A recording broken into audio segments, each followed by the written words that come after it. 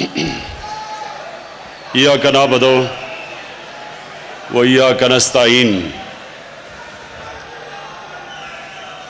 जनाब वज़ीर आला बलोचिस्तान जाम कमाल साहब,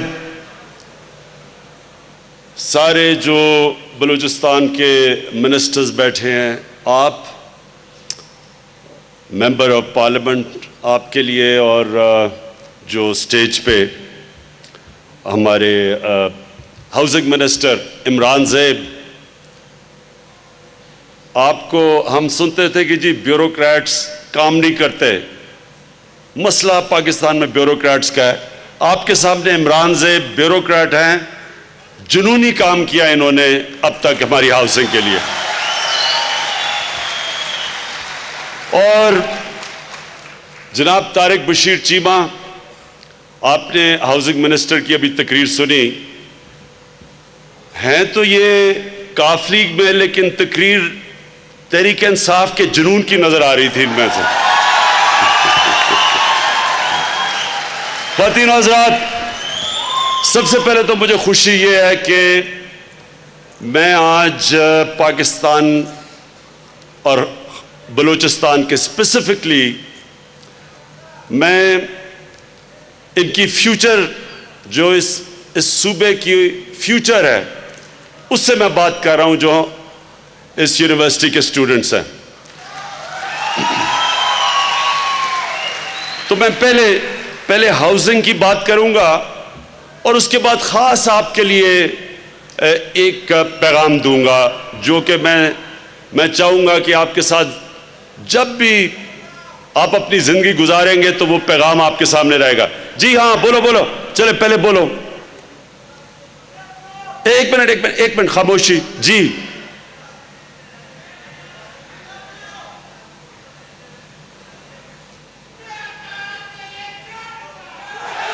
बाद में आपसे बात करता हूं। ओके जी, सुने जरा। सबसे पहले उनकी प्लीज बात सुन के मुझे बाद में बता देना।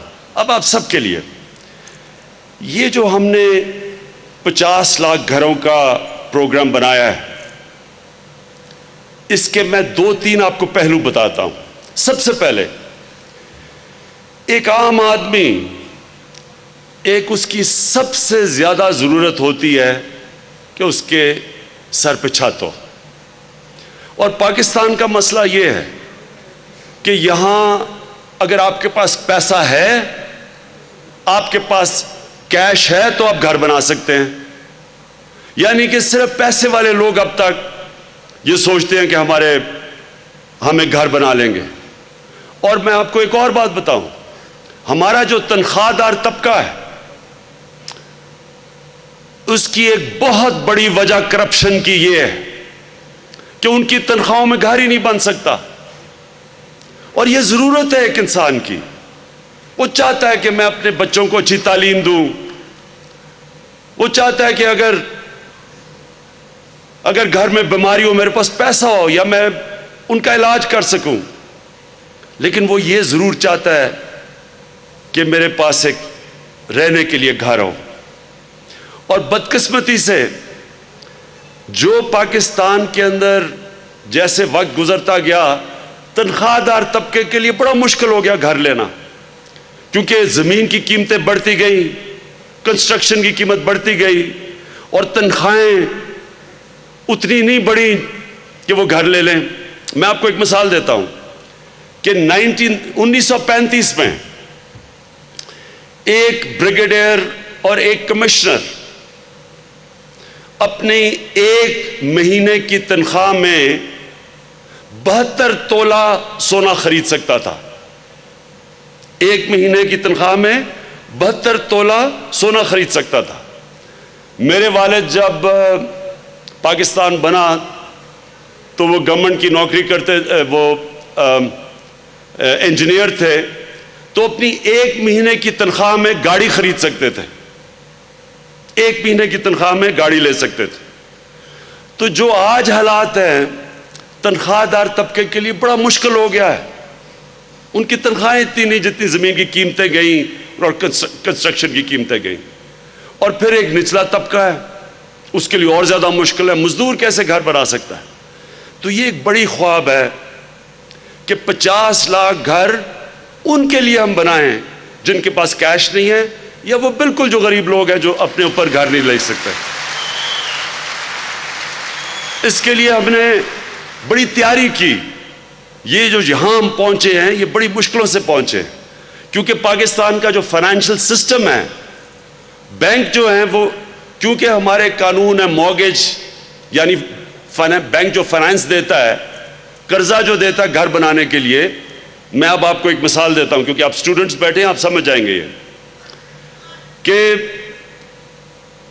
یورپ میں کئی جگہ ہیں جدھر 80 سے 90% ان کی جو پر کیپٹا جو کہتے ہیں نا کہ اوسط کتنے لوگ بینکوں سے قرضے لیتے ہیں گھر بنانے کے لیے, پر کیپٹا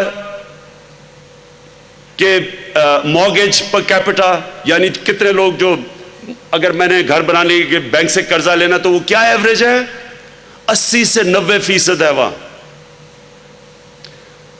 ملیشیا میں 30% ہے, ہندوستان میں 10% ہے, کوئی کہتے ہیں 11% ہے. پاکستان کے اندر ریشو 0.2% ہے. مطلب کہ یہاں بینک سے قرضے نہیں لے سکتے گھر بنانے کے لیے. اس کے لیے قانون کے اندر چینجز لے کے آئے ہیں.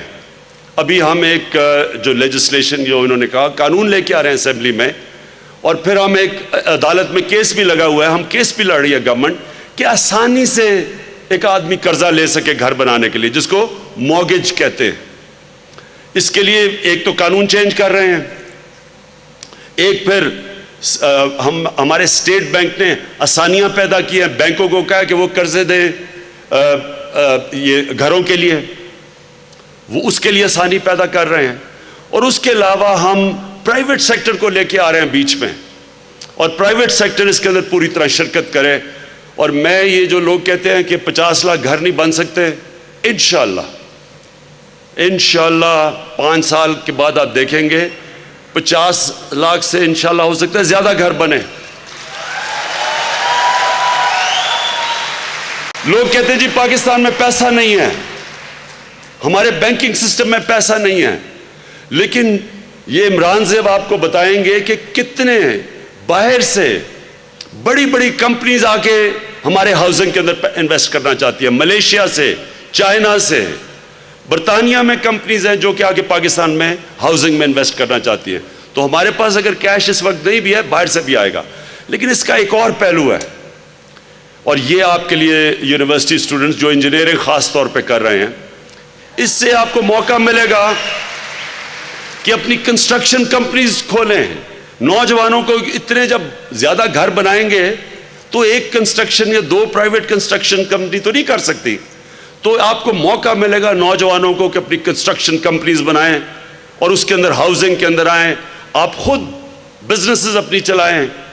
اس سے جس طرح بھی طارق بشیر چیمہ نے کہا 40 انڈسٹریز ہاؤسنگ کی وجہ سے چلنا شروع ہو جاتی ہیں. 40 اینٹوں کی انڈسٹری اور ٹائلز وغیرہ وغیرہ, دروازے بنانے, 40 انڈسٹریز. اس کا مطلب 40 انڈسٹریز میں روزگار ملنا شروع ہو جائے گا.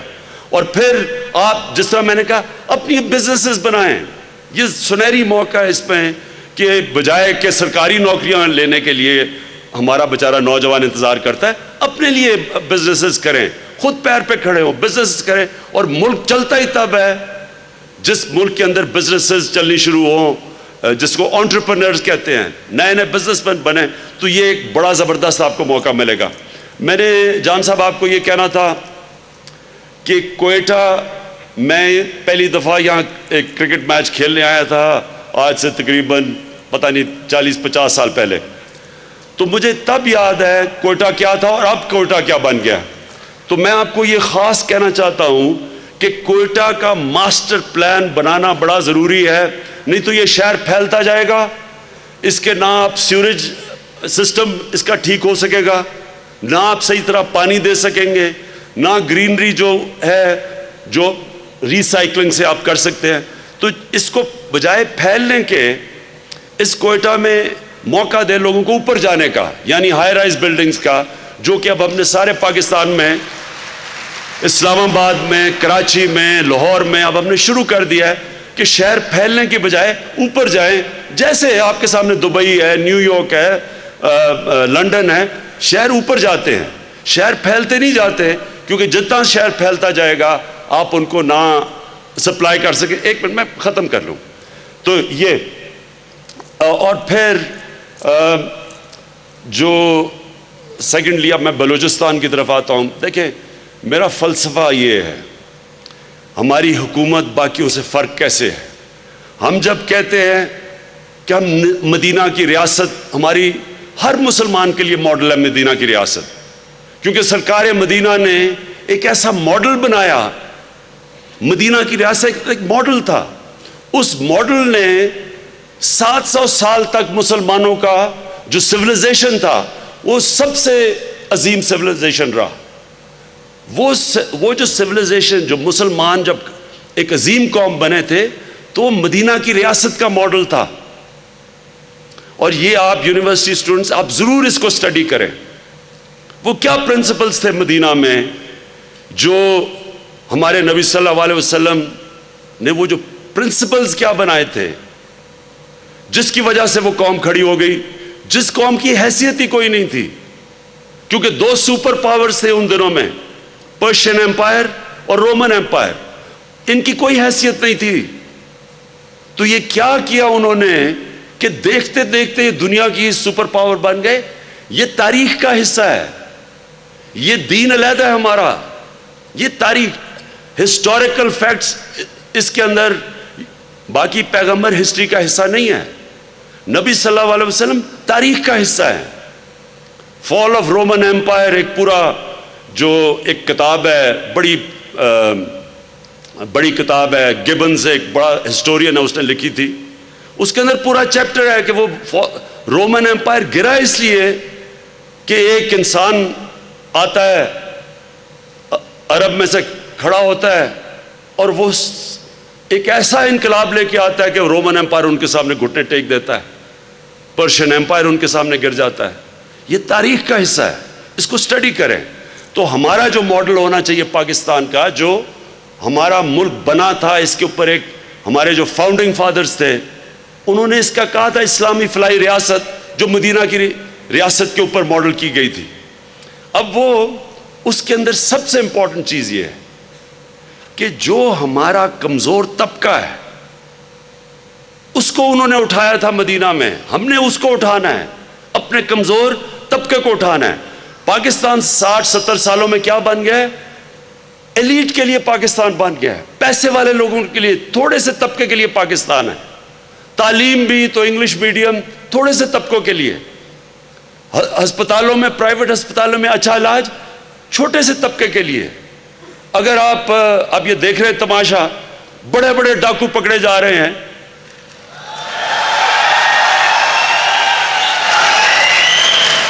یہ پہلی دفعہ پاکستان میں بڑے ڈاکوؤں کو ہاتھ پڑ رہا ہے. نہیں تو صرف غریب بیچارہ آدمی جیل میں جاتا تھا، طاقتور ڈاکو. میں نے بھی 7 دن جیل میں گزارے ہیں جنرل مشرف کے دور میں، اور وہاں صرف غریب لوگ تھے. کوئی بڑا ڈاکو مجھے جیل میں نہیں نظر آیا، اسمبلیوں میں نظر آتے تھے. اس لیے یہ ملک کا سرکار مدینہ نے کہا، نبی صلی اللہ علیہ وسلم نے کہا کہ تمہارے سے پہلے بڑی قومیں تباہ ہوئیں جدھر ایک قانون امیر اور طاقتور کے لیے تھا اور دوسرا کمزور کے لیے تھا. آج اگر مجھے کوئی کہنا ایک وجہ کہ پاکستان ایک عظیم ملک نہیں بن سکا، ایک وجہ اگر مجھے کہو تو میں یہ حدیث جو نبی صلی اللہ علیہ وسلم نے جو کہا کہ دو قسم کے قانون ہیں. طاقتور ملک لوٹ لے، سامنے نظر آ رہا ہے کہ اس نے چوری کی ہوئی ہے، بڑے بڑے گھر ہیں، کہ پہلے کیا چلاتا تھا، موٹر سائیکل اور لینڈ کروزرز آ گئی اس کے پاس، پتہ ہے کہ چوری کی ہے، لیکن وہ بڑے بڑے وکیل لے آتا ہے، کروڑ روپیہ وکیلوں کو دیتا ہے، وہ پکڑا ہی نہیں جا سکتا. اور اس غریب آدمی بیچارہ जेलों के अंदर, कई दफ़ा जेलों में जाके देखें, जो मैंने देखा है कि वो जिस जुर्म में वो उन्होंने जेलों में डाला हुआ है, उसको 5 या 6 महीने सजा होनी चाहिए, वो 6-6 साल बेचारा जेल में बैठा हुआ है। तो एक तरफ, और ये जो निज़ाम है, इसके खिलाफ हमने लड़ना है। और ये जो मेरी सारी कोशिश है, इंशाअल्लाह आपको मैं ये साबित करके दिखाऊंगा कि ये मुल्क ऐसे नहीं उठेगा कि कोई कोई इकोनॉमिक थ्योरी आ जाएगी। मुल्क उठेगा जब इसकी हुकूमत एहसास उसके अंदर आएगा कि हमने अपने कमज़ोर तबके की उसको तालीम देनी है, उसके खाने पीने का बंदोबस्त करना है, उसके अगर ताकतवर के खिलाफ उसे जुल्म करता है तो हमने उसको इंसाफ देना है, और फिर हमने उसके सर पे छत देनी है, और फिर जो इलाके पीछे रह गए हैं हमने उन इलाकों को ऊपर उठाना है। जो बलूचिस्तान का इलाका पीछे रह गया है, जो अंदरून सिंध में पीछे रह गया है, हमारा कबायली इलाका फाटा पीछे रह गया है, हमारी जिम्मेदारी है कि हमने इनको ऊपर उठाना है। ईस्ट और वेस्ट जर्मनी, दूसरी जंग अजीम के बाद आधा बट गया जर्मनी, ये एक तरफ ईस्ट जर्मनी बन गया, एक तरफ वेस्ट जर्मनी बन गया। 50 साल के बाद ईस्ट जर्मनी पीछे रह गया क्योंकि वहां जमहूरियत नहीं थी। जो वेस्ट जर्मनी था उधर जमहूरियत आ गई, वो ऊपर चला गया। जमीन आसमान का फर्क हो गया दोनों जर्मनीज के अंदर।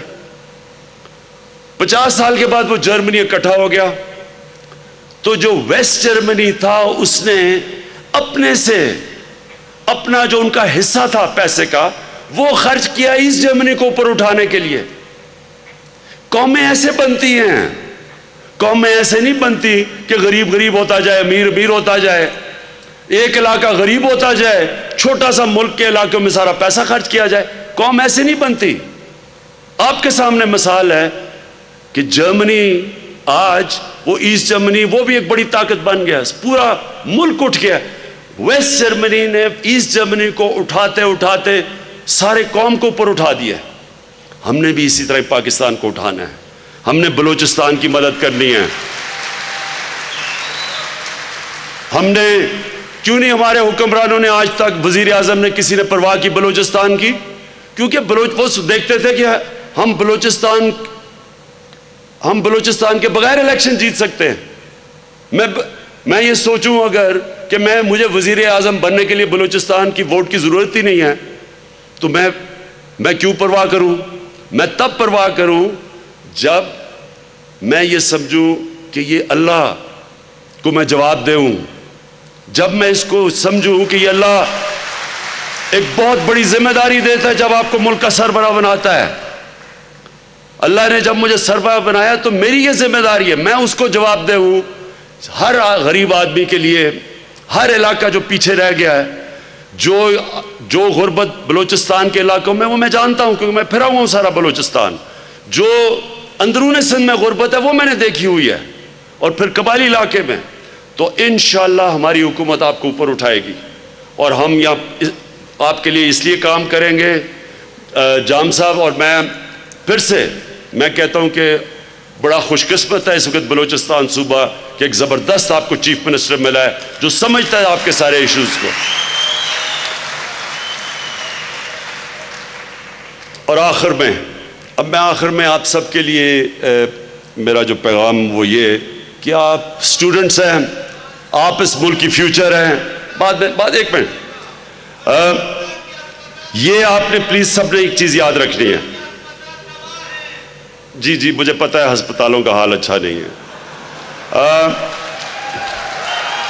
इसलिए बार बार बलूचिस्तान आ रहा हूं। और हम इंशाल्लाह जाम साहब आपकी पूरी फिर से हमारा मसला क्या है पहले ये आप सब समझें। स्टूडेंट्स बैठे हैं, आपको मैं मसला तो आपको बता ही दूं। अब ये आपने, क्योंकि उमूमन जलसों के अंदर ऐसी बातें नहीं होती, इस मुल्क को जिस बेदर्दी से लूटा गया है, जिस तरह इस मुल्क को पिछले 10 साल में लूटा गया है, यानी इस मुल्क का یہ میں 5 سال اپنے پورے لوگوں کو بتاتا رہوں گا. لوگ کہتے ہیں جی پرانی باتیں نہ کریں. اگر میں پرانی باتیں نہ کروں تو میرا موازنہ کیسے ہوگا؟ کیسے پتا چلے گا کہ میں بہتر ملک چھوڑ کے گیا ہوں؟ کیونکہ جب آپ یہ دیکھیں گے کہ پاکستان کے قرضے کیا تھے 2018 میں، اور انشاءاللہ جب بھی ہماری حکومت 4-5 سال کے بعد جائے گی، تو جب آپ دیکھیں گے کہ کیا ہم قرضے کم کر کے گئے یا زیادہ کر کے گئے. ان دو حکومتوں نے تو جو ملک سے کیا ہے، دشمن نہ کرے اس ملک سے جو انہوں نے کیا ہے. 6,000 ارب اس ملک کا قرضہ تھا 2008 میں. 2018 میں 10 سالوں میں 6,000 سے یہ 30,000 ارب روپے پہ قرضہ لے کے گئے. کوئی دشمن نہ یہ کرے. اور آج حال کیا ہے؟ یہ ذرا آج سارا جو ہم ٹیکس سے پیسہ اکٹھا کرتی ہے فیڈرل گورنمنٹ، یہ جام صاحب آپ کے لیے بھی، کیونکہ جام صاحب کو پیسے فیڈرل گورنمنٹ سے چاہیے ہوتے ہیں اور وہ میرے سے مانگتے ہیں اور میں انہیں سمجھاتا ہوں کہ مشکلات کیا ہیں. 4,500 ارب سارا ٹیکس کا پیسہ اکٹھا ہوتا ہے. اس میں سے 2,000 ارب روپیہ صرف قرضوں کی قسطوں میں چلا جاتا ہے. جو قرضے انہوں نے لیے ہوئے ہیں، جو انہوں نے اس ملک کو لوٹ کے مقروض کیا، ان کے قرضوں کی جو قسطیں ادا کرنی ہیں 4,500 ارب یعنی کہ 4.5 کھرب میں سے 2 کھرب تو ان کی قرضوں کی قسطوں میں چلا جاتا ہے. 2,500 ہم صوبوں کو دے دیتے ہیں، 1,700 سیکیورٹی کے لیے لگ جاتا ہے. تو فیڈرل گورنمنٹ تو 700 کے خسارے سے شروع ہوتا ہے. یہ ہوتا ہے. اگر یہ 2,000 ارب اگر ہمیں قرضوں میں نہ دینے پڑیں تو ہمارے پاس پیسہ ہو، ہمیں قرضے نہ لینے پڑیں. تو مسئلہ ہمارا یہ ہے کہ جب تک ہم قرضے، اور انشاءاللہ یہ اتر جائیں گے، یہ بھی میں آپ کو بتاؤں گا کیسے اتر جائیں گے. یہ جب اتر جائیں گے اور یہ دولت بننی شروع ہوگی، ملک کی آگے جا کے ہماری ہاؤسنگ ٹیک آف ہوگی، جو انویسٹمنٹ آ رہی ہے باہر سے، جو ہم ایکسپورٹس بڑھا رہے ہیں، یہ ملک انشاءاللہ اٹھ جائے گا. لیکن تھوڑی دیر کے لیے ایک مشکل وقت سے ہم گزر رہے ہیں اور گزریں گے. یہ نہیں ہو سکتا کہ ایک مریض کو کینسر ہوئی ہو اور آپریشن کر کے آپ کینسر نکالیں اور مریض کو درد ہی نہ ہو. تکلیف تو گزرتا ہے لیکن پھر ٹھیک ہو جاتا ہے. جو آپ اسٹوڈنٹس کے لیے میرا جو پیغام ہے وہ یہ دیکھیں، انسان جو اوپر جاتا ہے نا زندگی میں، اس کے اندر ایک کوالٹی ہوتی ہے. اس کی کوالٹی یہ ہوتی ہے کہ وہ برے وقت کا سامنا کرتا ہے. کوئی بھی آج تک کسی نے بڑا کام نہیں کیا جس کو برے وقت اور مشکل وقت سے نہ گزرنا پڑے. میں جب کرکٹ شروع کی تو سارے میرا مذاق اڑاتے تھے کہ یہ کرکٹر نہیں بن سکتا. سارا وقت مجھے مذاق اور طنز ہوتا تھا. میرے جو 2 خالہ کے بیٹے تھے، دونوں فرسٹ کزن، وہ دونوں ٹیسٹ کرکٹر تھے، میرے سے بڑے تھے. سب مجھے کہتے تھے کہ وہ میرے سے بہت بہتر تھے اور میرے میں اتنا ٹیلنٹ نہیں ہے. پھر کرکٹ کھیلی، جب پہلا میچ کھیلا ٹیم سے نکال دیا گیا. کہا یہ اب کبھی نہیں کھیلے گا واپس. 4 سال لگے واپس ٹیم میں آنے کے لیے. تو یہ دیکھیں، سن لیں ایک بات، سن لیں، جس نے بھی بڑا کام کیا، آپ سوچیں نا کہ آپ اپنے ملک کے ٹیسٹ ٹیم میں، یعنی ملک میں سب سے بہترین 11 کھلاڑی میں آپ شامل ہونا چاہتے ہیں، تو سوچیں کہ وہ ایک جدوجہد کا ہے. ایک مسلسل آپ کو جدوجہد کرنی پڑتی ہے. پھر جب آپ اوپر جاتے ہیں، جب آپ کا نام آ جاتا ہے، پھر ادھر رہنے کے لیے آپ کو جدوجہد کرنی پڑتی ہے کیونکہ دنیا سے مقابلہ ہو رہا ہے. اسی طرح جب کینسر اسپتال بنانے گیا، سب نے میرا مذاق اڑایا. سب نے کہا نہیں بن سکتا. لوگوں نے کہا یہ جھوٹ بول رہے لوگوں سے کہ ایک کینسر ہاسپٹل میں 70-75% مریضوں کا مفت علاج ہوگا، یہ دنیا میں کہیں نہیں ہوتا. میرا مذاق اڑایا گیا لوگوں نے. پھر یونیورسٹی بنانے گیا نمل. کیا دیہات میں یونیورسٹی نہیں بن سکتی؟ ورانے میں کوئی پرائیویٹ سیکٹر کی دیہات میں یونیورسٹی نہیں ہے. پھر جب پالیٹکس میں آیا مذاق اڑایا گیا. 10 سال میرا مذاق اڑا, بلکہ 15 سال تک مذاق اڑتا گیا. لوگوں نے کہا جی 2 پارٹی سسٹم میں تیسری پارٹی نہیں آ سکتی, اور پھر کہا جی یہ جیت نہیں سکتا. پھر جب پرائم منسٹر بنا تو آپ کہتے جی ملک بن گیا لیکن اب چلے گا نہیں. جب میں آپ کو بتاؤں, مجھے 5 سال لگے, 18 گھنٹے میں نے کام کیا کینسر اسپتال بنانے میں. پہلے لوگوں نے کہا جی کینسر اسپتال بن نہیں سکتا. جب وہ بن گیا پھر کہتے اب چل نہیں سکتا. اب 24 سال ہو گئے ہیں. دنیا میں واحد کینسر ہاسپٹل ہے جو 75% مریضوں کا مفت علاج کرتا ہے, چل رہا ہے. اور یہ ملک بھی, یہ آپ کا یہ جو پاکستان ہے, اللہ نے جتنا اس ملک کو نوازا ہے آپ کو کسی کو اندازہ نہیں ہے. مجھے بھی باہر بیٹھے اندازہ نہیں تھا کہ اللہ نے اس ملک کو کیا کیا دیا ہے. کیا وجہ ہے کہ ہمارے برے معاشی حالات ہیں, لیکن باہر سے انویسٹرز آ رہے ہیں, لوگ انویسٹمنٹ کرنے کے لیے آ رہے ہیں. چائنا سے آ رہے ہیں, ملیشیا سے آ رہے ہیں, ترکی سے بات چیت چل رہی ہے, UAE سے, سعودی سے. کیوں آ رہے ہیں؟ اگر ہمارا ملک کا اتنا برا حال ہے تو وہ کیوں آنا چاہتے ہیں انویسٹمنٹ کے لیے؟ کیونکہ اللہ نے جو اس ملک کو دیا ہے, میں شاید ہی کسی ملک کو اللہ نے وہ چیزیں, وہ نعمتیں دی ہوں جو پاکستان کو دیا. ہمارا مسئلہ یہ نہیں کہ اللہ نے کوئی کمی چھوڑی ہے. ہمارا مسئلہ یہ ہے کہ اگر کوئی بھی, آپ ایک فیکٹری کے اوپر ایک ڈاکو کو بٹھا دیں, آپ کی فیکٹری بند ہو جائے گی. ملک کیسے چل سکتا ہے جب بار بار اوپر آ کے ڈاکو بیٹھ جائیں؟ جس ملک میں 10 سالوں کے اندر جن حکمرانوں نے قرضہ اس ملک کا 6,000 ارب سے 30,000 ارب پہ چڑھایا ہو,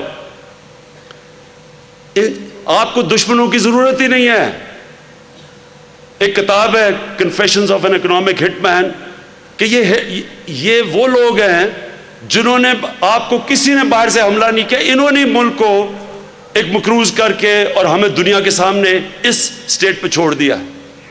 لیکن یہ میں آپ کو بتا دوں کہ یہ جو لوگوں نے اس ملک سے کیا ہے, جتنی بھی دیر لگ جائے, ہم نے ان کو سزائیں صرف اس لیے دینی ہے کہ لوگوں کے لیے عبرتناک ہو کہ آگے سے کوئی اس ملک میں الیکشن کر کے اوپر آئے اور ڈرے ملک لوٹتے ہوئے. ڈرے وہ لوگ کہ یہ ملک میں آپ الیکشن لڑ کے آ کے قوم غریب ہونی مقروض ہو جاتی ہے, یہ سارے خاندانوں کے بچے بھی اربوں پتی, بچوں کے بچوں بھی اربوں پتی, اور سارا پیسہ باہر لے جاتے ہیں. کون سا ملک چل سکتا ہے بتائیں کہ ان کے سارے تینوں بڑے خاندان, 2 شریف برادران, ان کے بچے, ادھر سے زرداری اور اومنی گروپ, ان سب نے وہی اسی طرح پیسہ چوری کر کے ملک سے باہر بھیج دیا ہے. تو کون سا ملک چل سکتا ہے؟ تو اس لیے میں یہ آپ کو آج کہہ دوں کہ ہم ہر روز نئی چیزیں ڈھونڈ رہے ہیں, ہمیں ہر روز نئی چیزیں مل رہی ہیں, اور اس لیے یہ گھبرائے ہوئے ہیں کہ جلدی سے عمران خان کی حکومت گراؤ, نہیں تو یہ ساروں نے جیلوں میں چلے جانا ہے. یہ ڈرے ہوئے ہیں سارے. جی اچھا, ہاں, مولانا صاحب فضل الرحمان ایسا ہے, ہم جب بچپن میں میچ کھیلتے تھے نا, بچپن میں کرکٹ کھیلتے تھے, تو ایسا ہوتا تھا کہ ایک کوئی کھلاڑی جو ہوتا تھا جو روندو ٹائپ ہوتا تھا نا, ہوتا کیا تھا کہ وہ بڑی دیر کے بعد اس کی باری آتی تھی, وہ جیسی باری آتی تھی وہ آؤٹ ہو جاتا تھا. وہ کیا کرتا تھا, وہ وکٹیں لے کے بھاگ جاتا تھا کہ نہ میں نے کھیلے نہ تم کھیلو گے. اب جب سے فضل الرحمان کی وکٹ گری ہے الیکشن کے اندر, تب سے وہ انتظار کر رہا ہے کہ کسی طرح میں خود کھیل رہا ہوں, باقیوں کو بھی نہ میں کھیلنے دوں. ہر روز کہتا ہے میں 10 لاکھ لوگ اسلام آباد لے آؤں گا. میں آخر میں مجھے بڑی خوشی ہے کہ میں آج بلوچستان کے نوجوانوں سے، اسٹوڈنٹ سے میں نے بات چیت کی، اور میں آپ کے جذبہ جنون کو خاص طور پہ خراج تحسین پیش کرتا ہوں۔ اور میں آج بڑا خوش ہوں کہ ہم نے 1,10,000 گھروں کا بلوچستان میں ہم نے اناؤنس کیا، اور مجھے خاص طور پہ خوشی زبیدہ بی بی صاحب نے بیٹھی ہوئی ہیں کہ جو مچھلی پکڑنے والے، جو مچھیرے بیچارے، جو سب سے کمزور طبقہ ہے، ان کے لیے ہم سب سے زیادہ گھر بنا رہے ہیں۔ انشاءاللہ یہ ہے ہمارا نیا پاکستان۔ نچلے لوگوں کو اوپر اٹھائیں گے، نچلے طبقے کو اوپر اٹھائیں گے۔ ہر جگہ ہماری کوشش ہوگی کہ وہ طبقہ جس کو پرانے پاکستان نے پیچھے چھوڑ دیا، ہمارا نیا